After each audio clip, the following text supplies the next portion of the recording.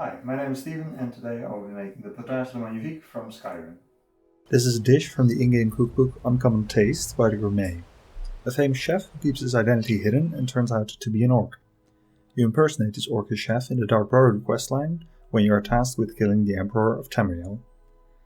In this mission you are preparing the Potage le Magnifique for the Emperor and some of his guests and have the option to poison it or find another way to get the job done. Today I will hopefully be making a non-poisonous version of this signature dish. In the cookbook, the Gourmet writes about the simplicity of the dish and that it takes a special chef to make it special. There's also a complete lack of any seasoning and most aromatics. This is why I think this is just a base recipe and the Gourmet himself would make a signature dish a whole lot more elaborate. First I want to stick to the source material as closely as I can though. The recipe calls for 4 cups, 950 milliliters of chicken broth, 4 cups, 950 milliliters of beef broth, 2 ounces, 70 grams of butter, 1 wooden flagon, 1 cup or 136 grams of flour, 1 cup of diced carrots, which is 3 carrots, half a cup of diced onions, which is 1 onion. First let's prep. I'll be using powdered broth for this version, so we will heat up the water for the 2 types of broth and mix the water over the powder. We weigh the butter, and separately we will weigh the flour, and we set those aside.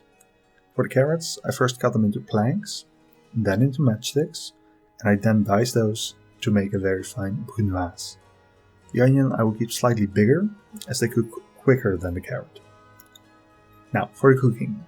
The recipe calls for low heat and tells us to combine all the ingredients into a large soup pot and stir vigorously, and to serve immediately once hot.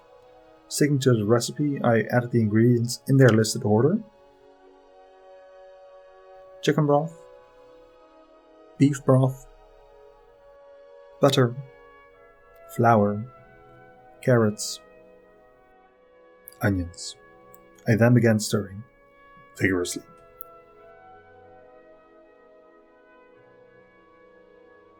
In between, you just want to have a quick taste and see if it needs any more salt or pepper and adjust it to your liking. I expected this to result in a clumpy soup, but to my surprise the flour incorporated quite nicely and it all came together to a nice soup. So the Potage le Magnifique, sticking as close to the recipe as I can. I'm curious.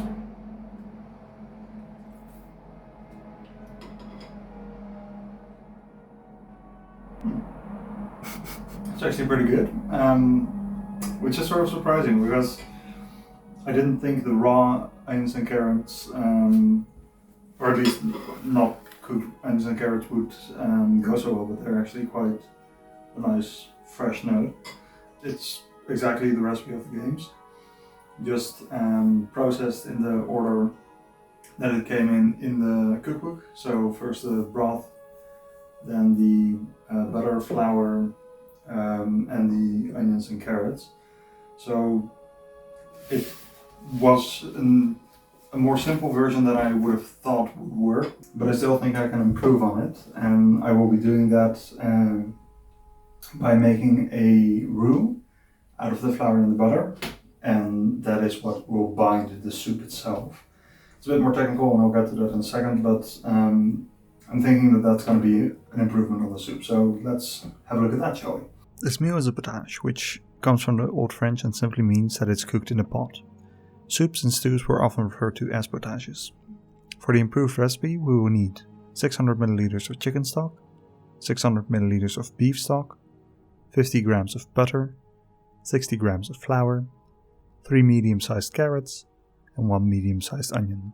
Then for the optional accoutrements, 150 grams of vampire dust, a few powdered septims, a grating of Jarrin root, 500 grams of shredded meat, and 1 teaspoon of ground giant toe. We peel the carrots, and this time I will slice 1 carrot to add some bite to the soup and also add to the visual presentation. The rest we cut into planks, and we cut those planks into matchsticks, and then dice those into a fine brunoise again.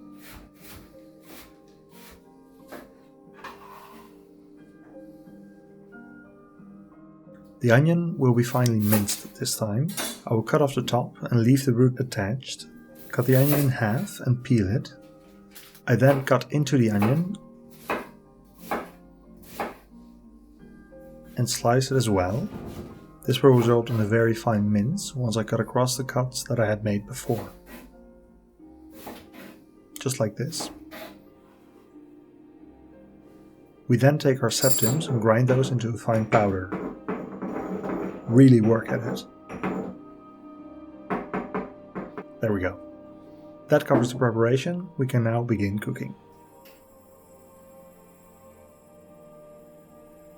We start off by sweating our carrots and onions.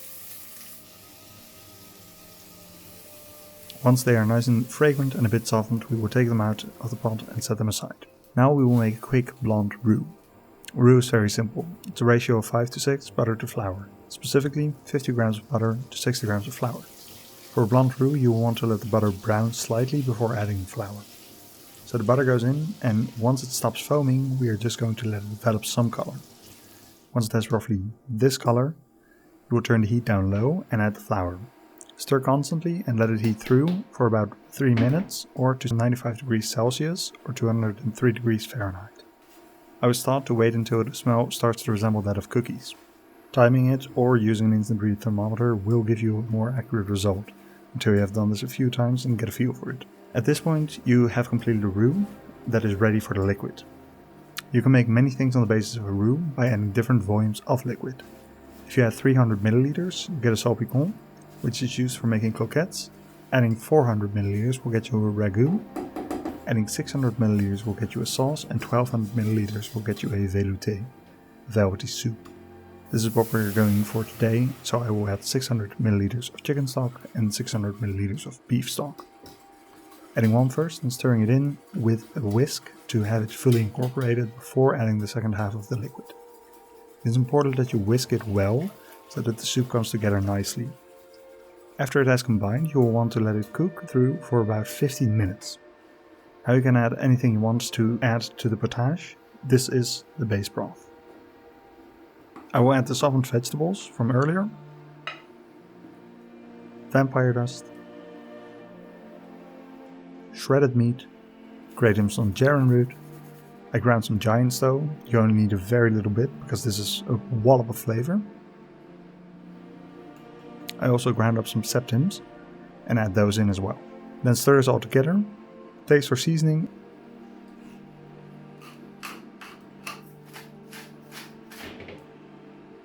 And that's it. Our Potage le Magnifique is done and fit for an emperor. That finishes the Potage le Magnifique. It's a nice consistency. Not as thin as the soup was last time. And it has a lot more body because of the additional ingredients. So let's have a proper taste test. Oh wow, that is really good. When I cut the carrots, I cut one carrot just straight up into slices, and that is nice as well. That gives some of that toothsomeness. Shredded meat as well gives a nice texture to it. And there's the addition of the Janson, the black truffle, and that is just wow. It adds a lot of richness to it, and yeah, just a very nice deep flavor. The addition of the golden septims does add that metallic aftertaste, although mostly it is just for show. There's not much to it, but there is a faint glimmer to the soup, which I think you could attribute to the animal gold dust. It is unctuous, it is nice, it is soothing. It's a really soothing soup. On the Grana Padano, the vampire dust, that is a really good addition as well. It gives some creaminess, some nuttiness to it, which I personally really like. I'm a big fan of Grana Padano. The fact that the carrots and onions were sweated a bit first makes it a lot nicer to eat, which was of course still quite raw in the last iteration of it. Making it on the basis of a roux in general does give this nice velvety quality to the soup. What's called a velouté, which means velvety, which really develops. So you do need to let it cook and simmer and bubble for about a 15-minute time window, otherwise you won't get that. So, in conclusion, it's a good soup. with a recipe from the game. It is something that you actually do need to massively improve on, though, as the book also states. It is something that you make special yourself. It is not something special from the base recipe, which really it isn't much. But adding some nice things really does give that great flavor depth. So I went with a few of the things that I like. For shredded meat, I use pulled pork, which is something that I enjoy a lot. Fortunately, I don't have a place where I'm allowed to have a barbecue, so it's just pre-made pulled pork, but still pretty good. The Grana Padano cheese, as I mentioned, that's something that I just very much like myself. The edible gold dust is just a nod to the game, and the giant's toe, and that's black truffle. And black truffle is one of the most decadent, delightful things if you've never had it. There's not really any flavor that I can describe to you that does it justice, because it is so much its own thing. So yeah, if you are interested in this particular version, a recipe will be down in the description, and I would really recommend making it sometime, because it's relatively easy. It takes about an hour, and that is with all the filming that I'm doing around it. So I would say this, if I do it myself just on a weeknight, I can knock this out in about 45 minutes, I think. And most of that is just letting things sit in the oven, letting things bubble on the stovetop without really any big skill requirement there. So yeah, I'd recommend it. It's good, it's nice. I'm gonna enjoy my bowl. Thank you very much for watching, and I'll see you next time. So that wraps up our very first video. I hope you liked it, and I will be looking into some more recipes. The next episode is going to be Dishonored related. I hope to see you there, and thank you very much for watching. If you want to chat, find me on Reddit here, or on Instagram here. The comment section is always an option as well. See you later.